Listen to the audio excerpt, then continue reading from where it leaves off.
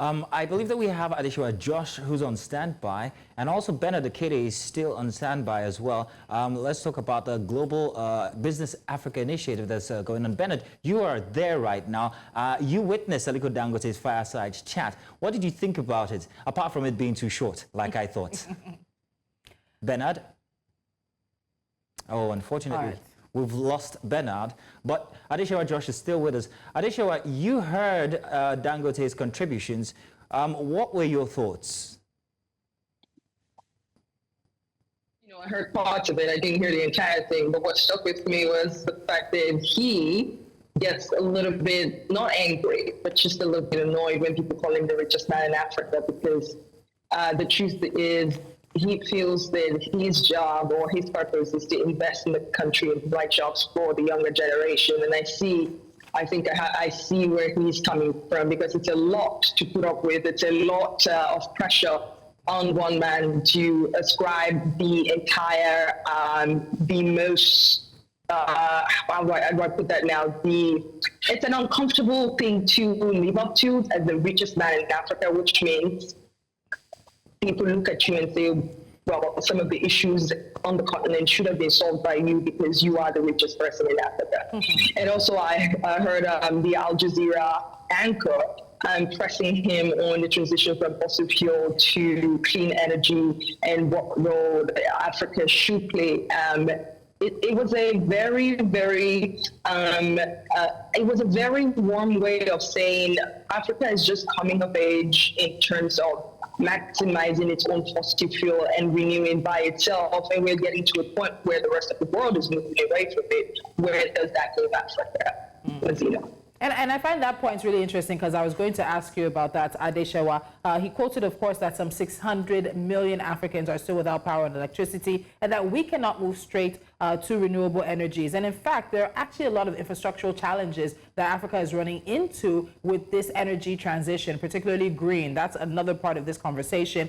There's climate justice financing, there's technological barriers as well, there's regulatory frameworks, and there's just infrastructure. I had an interview with the head of the Africa Energy Chamber a while ago, and he said it's one of the things that irks him most about this move to renewables. The West has used the Industrial Revolution and is now using the Fourth Industrial Revolution. They've used these same sort of resources to make their own progress. And now that it's time for Africa to progress, that's when they're now saying, let's leave these resources in the ground. You guys need to jump forward to the 21st century, try to sort of leapfrog all the issues you have. And for many people, it's simply not realistic. So I think his answer also speaks to that realism as to the reality on ground for 600 million Africans who lack access to reliable energy. What do you think about that? Because it did feel like she was saying, why are you building a refinery when the world seems to be moving away from this? But there's a reality on the ground for 600 plus million Africans. Adeshewa. But coming from Thibault, an African woman herself, you would know that this is the question she feels it's important to ask. I'm not sure whether it's a question she actually believes whatever answer is going to come from it, because she knows.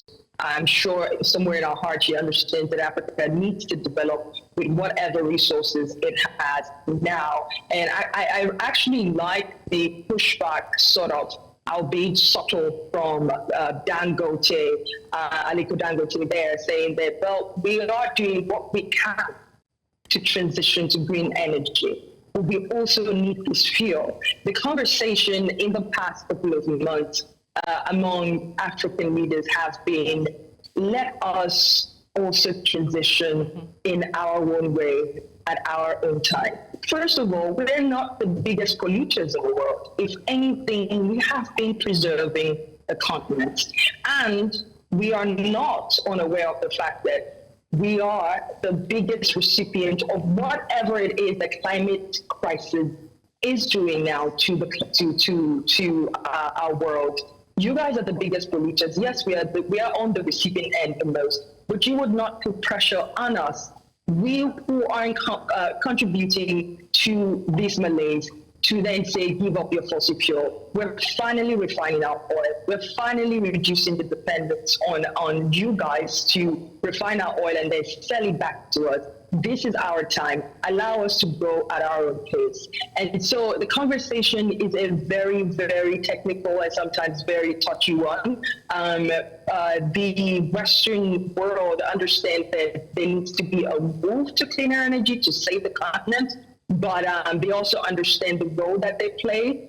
But it is a very, very touchy conversation when it comes to saying Africa should do what. And I kind of like how many African leaders have been pushing back and saying, listen, guys, go and do go and play your role, and we will follow. Lead that part, and we will follow. I'm going to jump on that at this show, but I'm going to refer this question now to Bernard. Bernard, if you were listening, you remember when he was referred to as Africa's richest man once again by Forbes this year, and he said it is very uncomfortable when he's regarded as that. In fact, he said that he creates the future, and he'll rather be identified as a person who creates the future. Now, he also said that Africa's problems or Africa's solutions are with Africans themselves. Well, this is kind of like contrasts the Vice President Shetima's expressions yesterday when he told her that, well, it seemed like he was seeking or he was asking the Western world to aid Africa. Now, there's a bit of a difference there. I don't know what you think about Aliko's comments about our solutions being in our hands and Shetima asking that the rest of the world actually assist Africa. I'll just go ahead. Responding to Mazino's question, I think both responses from the Nigerian Vice President yesterday, talking about the global community supporting Africa with its challenges, and Aliko Dangote saying Africa's challenges will be solved by Africans, I think both go side by side.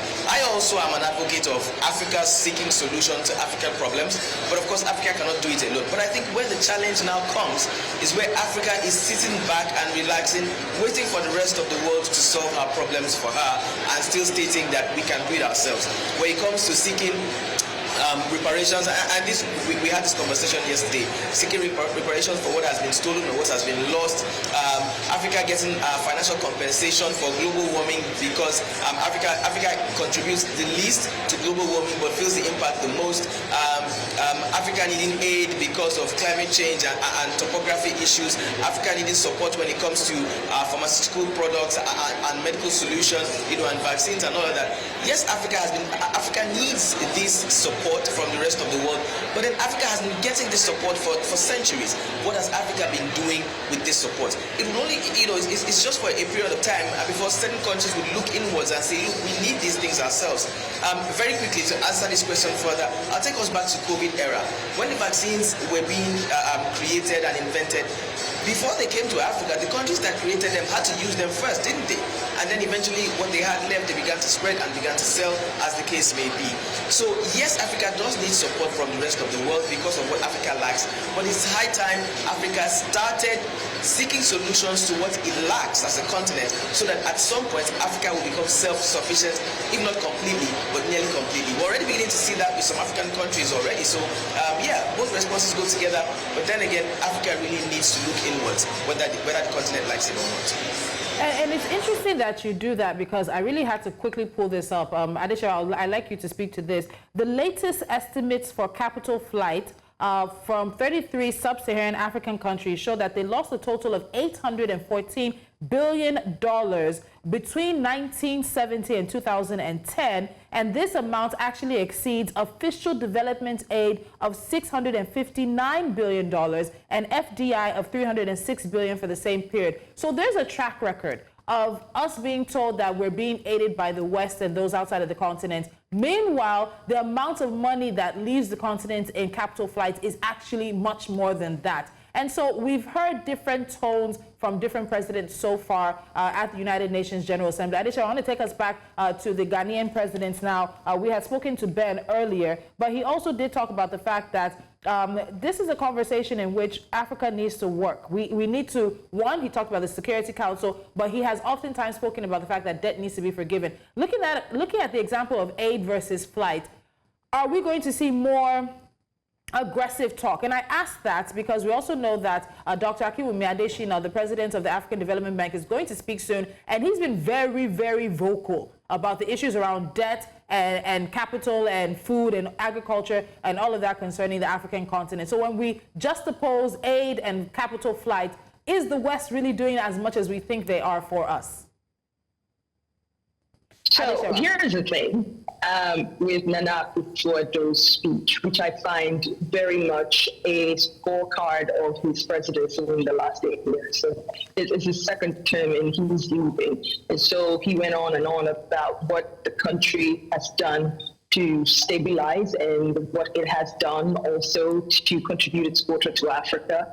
And then he mentioned something, even though he was referring to Africa's security, he did say that the African Union itself needs to start doing more and taking charge of finding solutions to some of the issues, because you cannot ask for outside help when you haven't consolidated on some of the policies that will bring you the success that you need. So it is when you begin to champion some of these reforms that people will then come to support. It is not unusual at all to find outside help. And mind you, most of these aid come in form of loans. They're really not free. There is no free meal in Freetown. Isn't that how they put it? So Yes. most of the loans that they are being announced, they're being pegged either against the policy reform or they're given at a very low rate and interest rate. And of course, indeed, some of them are indeed free. So there is still a lot to be done internally in terms of our leaders and in terms of showing the rest of the world that you are taking the bull by the horn. After all, everybody still wants to come and invest in Africa. It is the sign that something is actually happening. So no one is actually coming in to do the continent a favor. And this is where it is important for our leaders to come in and say, when you get to the negotiating table, the negotiators are not doing you a favor by talking to you. They know exactly what they're going to get from you. So you want to go in there knowing exactly what you want for your people and how much of that you want to get out. Actually, It is a fair field. And you either go in there being the best negotiator. You don't get what you deserve, get what you negotiate. And that has been the challenge so far. So yeah, aid is coming in. But is it coming in because they're doing you a favor? Many experts will tell you, no, it is not coming in because anyone is doing anyone at all a favor.